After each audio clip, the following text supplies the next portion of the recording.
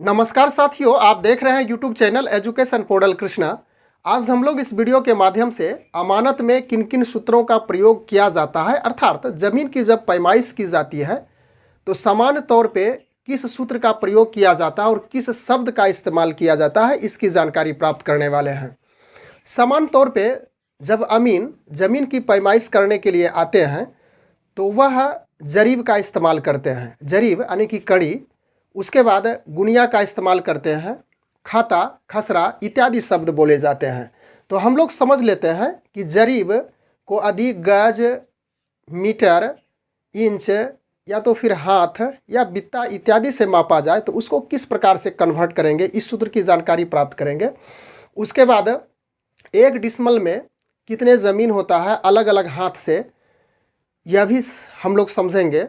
उसके बाद अन्य सूत्र जो कट्ठा को बीघा में या तो फिर बीघा को धूर में या धुरकी में इत्यादि किस प्रकार से बदलेंगे, उसका भी हम लोग यहाँ पे यानी उस सूत्र को हम लोग समझेंगे। तो चलिए एक एक करके हम लोग जानकारी को इकट्ठा करने का प्रयास करते हैं। तो सबसे पहले हम लोग गुनिया की जानकारी प्राप्त करते हैं। संक्षेप में ही इसे करेंगे तो एक गुनिया होता है और इस गुनिया की सहायता से 10 जरीब की माप निकाली जाती है। बहुत महीन बारीक उसमें लाइनिंग की हुई होती है और 2 लाइन के बीच एक जरीब यानी कि 100 कड़ी को दर्शाता है। तो गुनिया से 10 जरीब का माप लिया जा सकता है। अब समझते हैं कि जरीब को लिंक्स भी कह सकते हैं, यानी कड़ी, इसमें कड़ियाँ होती हैं। तो एक जरीब में 100 कड़ियाँ होती है, यानी 100 कड़ियाँ मिल करके एक जरीब का निर्माण होता है।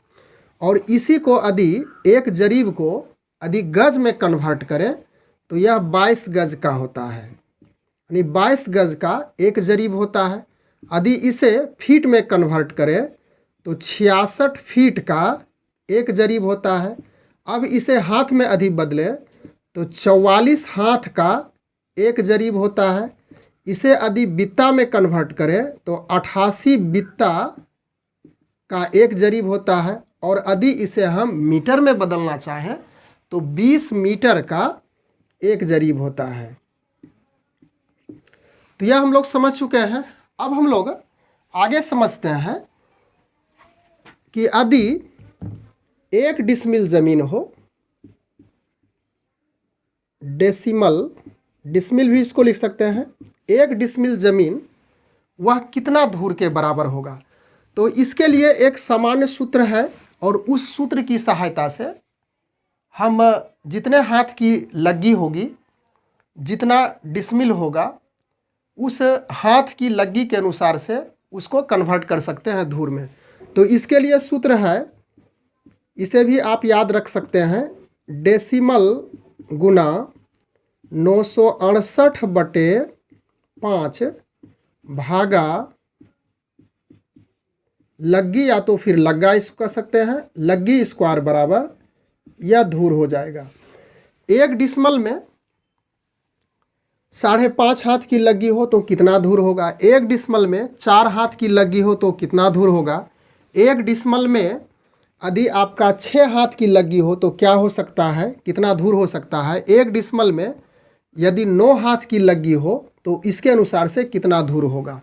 तो हम लोग यहाँ पे मुख्य रूप से समझ लेते हैं। आप इस सूत्र की सहायता से आप कन्वर्ट कर सकते हैं, बदल सकते हैं कि 5.5 हाथ, 4.5 हाथ, 9.5 हाथ, 8.5 हाथ, जितने हाथ की लग्गी हो तो एक डिसमल में कितना धूर होगा, इसे आसानी से निकाल सकते हैं इस सूत्र की सहायता से। हम लोग सिर्फ सूत्र ही समझेंगे, यहाँ पे हम लोगों को निकालना नहीं है, सिर्फ सूत्र समझ जाएंगे तो आप स्वतः इसको ज्ञात कर सकते हैं। तो चलिए मुख्य रूप से जो लग्गी होती है उसमें एक डिसमल में कितना धूर होता है इसको हम लोग जान लेते हैं। यह लग्गी हो गया, यानी कि लग्गा, और डिसमल में हमें एक ही डिसमल देखना है, एक डिसमल में, और यह धूर हो गया। तो यदि हम 4 हाथ की लग्गी ले लें, 4 हाथ की लग्गी हो तो 1 डिसमल ज़मीन कितना होगा, तो यह 12.1 धूर जमीन होता है। यानी कि 4 हाथ की लग्गी लेने पर इस सूत्र में 1 डिसमल में 12.1 धूर होगा। और यहीं पे यदि हम 4.5 हाथ की लग्गी लें तो 1 डिसमल में यह 9.56 धूर हो जाएगा। अब यदि 5 हाथ की लग्गी लें तो 1 डिसमल में यह 7.74 धूर हो जाएगा। और इसी में यदि 5.5 हाथ की लग्गी ले लें तो यह 1 डिसमल में 6.4 धूर हो जाता है। यानी कि 5.5 हाथ की लग्गी में 1 डिसमल में 6.4 धूर होता है। अब आगे और कुछ बात कर लें। यदि आप 6 हाथ की लग्गी ले लें तो 1 डिसमल में यह 5.3 धूर होगा। और इसे 6.5 हाथ की लग्गी में कन्वर्ट कर दें तो 1 डिसमल में यह 4.9 धूर हो जाता है। और भी कुछ लिख सकते हैं, चलिए 7, 9 भी लेकर के आप बनाइएगा। तो इसी प्रकार का लग्गी समान रूप से चलता है। तो यदि आप 7 हाथ की लग्गी ले लें तो 1 डिसमल में 3.9 धूर, और इसी को आप 7.5 हाथ की लग्गी ले लें तो 1 डिसमल में 3.6 धूर होता है। तो यह आप इससे निकाल सकते हैं आसानी से। और यदि इसे आध भी रखना चाहते हो तो मुख्य रूप से आध भी रखा जाता है लोगों के द्वारा, अमीन के द्वारा, जो कि डायरेक्ट वह इसका इस्तेमाल करते हैं।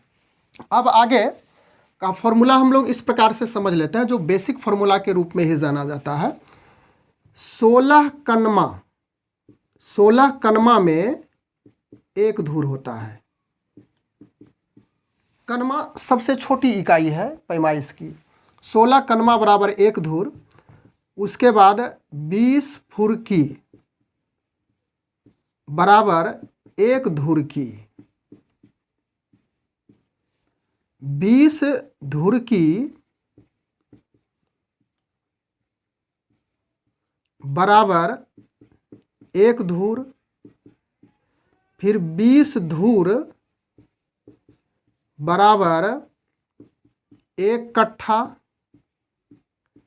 फिर 20 कट्ठा बराबर 1 बीघा होता है। तो मुख्य रूप से हम लोग यहीं से इस्तेमाल करते हैं। यह जो 3 पार्ट है, 1 धूर बराबर 20 धूर की, उसके बाद 1 कट्ठा में 20 धूर, 1 बीघा में 20 कट्ठा होता है। लेकिन मुख्य रूप से यदि इतना सूत्र याद रखेंगे तो अमानत से जो भी कार्य होगा, यानी ज़मीन पैमाइश से जो भी कार्य होगा, सबसे छोटी इकाई कनमा तक हम निकाल सकते हैं। इसके बाद आगे कुछ और भी महत्वपूर्ण सूत्र है जिसकी जानकारी हम लोग प्राप्त करने का प्रयास करते हैं। 1000 वर्ग कड़ी यदि चैन से जरीब से माप करेंगे तो इस प्रकार से होगा कि 1000 वर्ग कड़ी में 1 डिसमिल, यानी कि 1 डिसमल बराबर 1000 वर्ग कड़ी। उसके बाद 1 वर्ग चैन, चैन जिसे जरीब ही कहेंगे, जरीब, और इसमें लिंक्स कड़ियाँ होती है। तो 1 वर्ग चैन बराबर 1 डिसमल। उसके बाद 10 वर्ग चैन बराबर 1 एकड़। फिर आगे समझ लें कि 10 जरीब, चैन को जरीब ही कहेंगे, तो 10 जरीब बराबर 1 फरलांग। उसके बाद आगे है कि 1 वर्ग लग्गी बराबर 1 धूर होता है, इसे भी याद रखेंगे। फिर और भी कुछ सूत्र हम लोग समझ लेते हैं। 100 डेसिमल, यानी कि 100 डिसमल बराबर 1 एकड़। और 1 एकड़ में समझ ही रहे हैं कि 1 एकड़ में 1 बीघा 12 कट्ठा जमीन होता है। अब इसमें जो खेत की पैमाइश के क्रम में कुछ शब्द है उसका भी प्रयोग होता है, जिसमें है खाता। तो खाता एक होता है और इस एक खाता में अनेक खसरा होते हैं। तो इसको समझ लें कि खाता एक होता है और खेसरा अनेक होता है। स्पष्ट है कि एक खाता में अनेक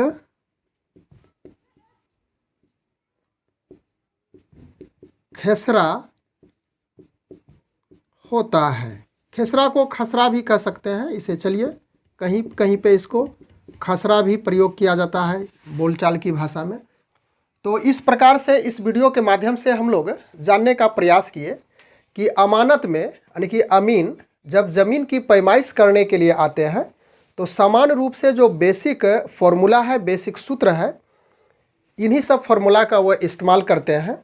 और जो शब्द है खाता खसरा वह भी प्रयोग में लाते हैं। जरीब, उसके बाद गुणिया, उसका भी वह प्रयोग करते हैं। तो बस आज के वीडियो में हम लोग इतनी ही जानकारी प्राप्त करने के लिए उपस्थित हैं। मिलते हैं अगले वीडियो में एक नए टॉपिक के साथ। तब तक के लिए गुड बाय।